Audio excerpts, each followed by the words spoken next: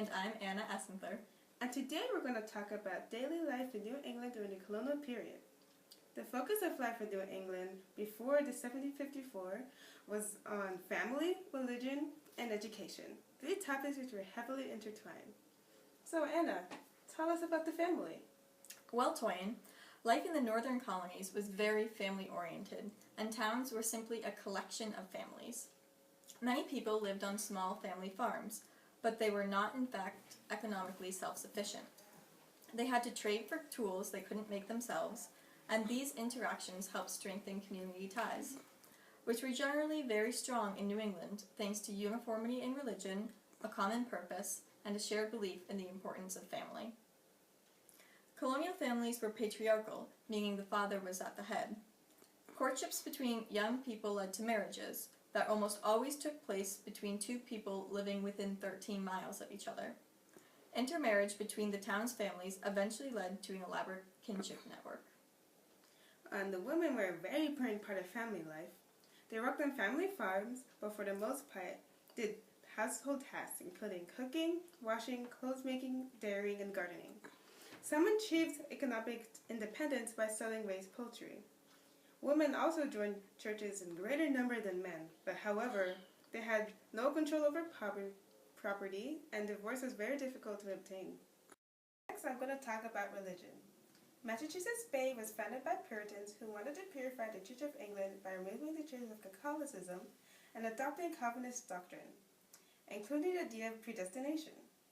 As the colony became more secular, the halfway covenant passed, which allowed the grandchildren of full members to be baptized.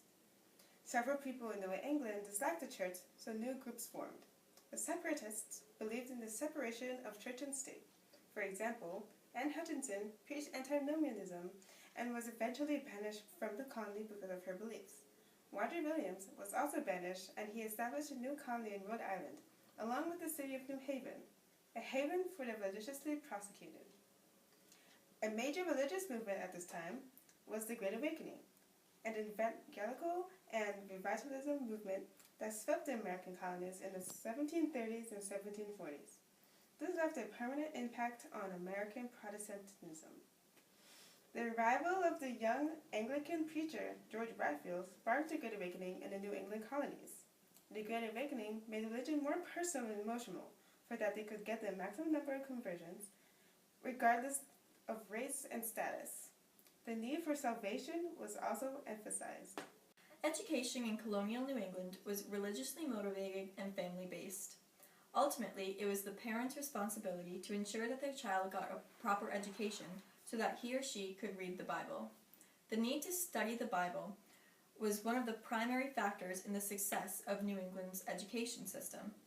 The northern colonies had a higher literacy rate than their southern counterparts, which is likely connected to the importance New Englanders placed on religion and family, in contrast to the greedy single men looking to strike it rich in the Chesapeake or exploit slaves for personal profit in the Carolinas. The New England Primer by Benjamin Harris infused religion into education.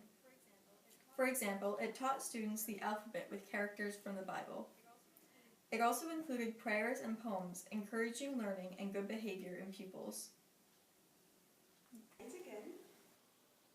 He who never learns his ABC forever will a blockhead be, but he who to his books inclined will soon a golden treasure find. Good job.